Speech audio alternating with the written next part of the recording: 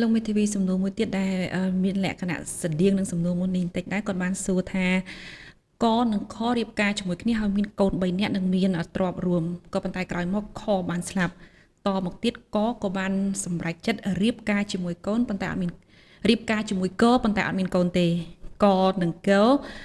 មានទ្រព្យរួមគ្នាក្រោយអាពាហ៍ពិពាហ៍ដែរគាត់សួរទៀតថាតើច្បាប់យកទ្រព្យរបស់កនឹងបែងចែកឲ្យកដែរអត់ទេឬក៏ទ្រព្យរបស់កនិងខជាទ្រព្យដោយឡែកសម្រាប់កូនឬក៏សម្រាប់តែកនិងខទេបាទករណីនេះគឹមហុងបើសិនជាដើម្បីងាយស្រួលគឺយើងធ្វើការកំណត់ថាអញ្ចេះថាកហ្នឹងគាត់ជាប្តីយ៉ាងចាស់ហើយខហ្នឹងគាត់ជាប្រពន្ធហើយកនិងខហ្នឹងគាត់បានចុះសម្បត្តិពីមួយគ្នា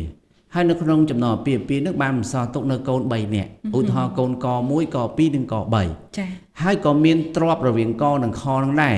ឧទាហរណ៍ថា DL1 និង DL2 ខ្ញុំកំណត់បែបហ្នឹងបន្ទាប់មកកបានស្លាប់អញ្ចឹងនៅពេលដែលកបានស្លាប់យើងត្រូវដោះស្រាយកញ្ចុំនឹងសិនមានន័យថាកបានស្លាប់សន្តតិកម្មចាប់ផ្ដើមគិតតាមន័យច្បាប់នរណាជាសន្តតិជនរបស់កគឺខដែលជាប្រពន្ធសហព័ន្ធគឺជាសន្តតិជនជានិច្ចក1ក2ក3គឺជាកូនរបស់កអញ្ចឹងកជាសន្តតិជនដែរអញ្ចឹងនៅពេលដែលកស្លាប់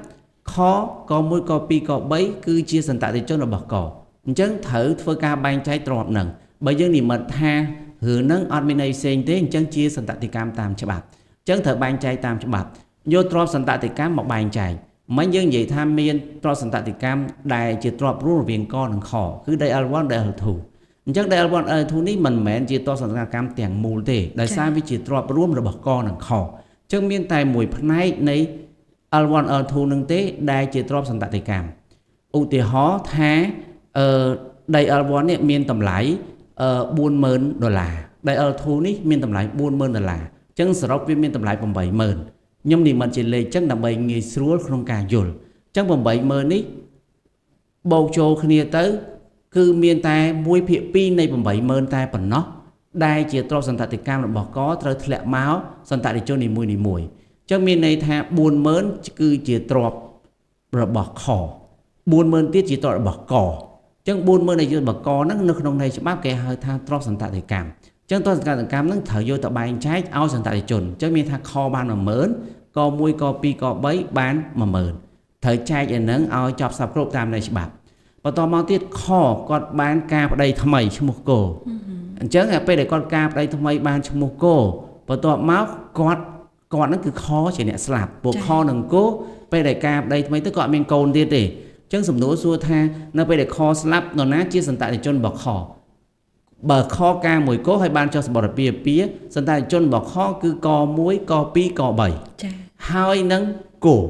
ប៉ុន្តែទ្រព្យសន្តតិកម្មមានន័យថាទ្រព្យរបស់ខចា៎អញ្ចឹងបើសិនជាខនិងគោនេះអត់មានទ្រព្យអីផ្សេងទៀតទេយើងសន្មតថាអញ្ចឹងទ្រព្យរបស់ខមានអីខ្លះអា$40,000ដែលជាទ្រព្យរបស់កសំទោស$40,000ដែលជាទ្រព្យរបស់ខហើយនឹង$10,000ដែលខបានពីកអញ្ចឹងសរុបខមាន$50,000នេះហៅថាទ្រព្យសន្តតិកម្មរបស់ខអញ្ចឹង$50,000ហ្នឹងនឹងយកទៅចែកឲ្យមនុស្ស4នាក់គឺក1ក2ក3និងគោយើងថាហីក1ក2ក3ធ្លាប់បានម្ដងឯតាបានម្ដងពីកក្នុងនាមជាឪពុកលើកនេះបានម្ដងទៀតក្នុងនាមជាកូនរបស់ខដែលជាម្ដាយអញ្ចឹង$50,000ហ្នឹងគឺចែកបែបហ្នឹងអាចបាន12,500ម្នាក់អញ្ចឹងទៅនេះគឺជារបៀបក្នុងការពិចារណាអំពីទ្រព្យសន្តតិកម្មគឺបែបហ្នឹងបាទ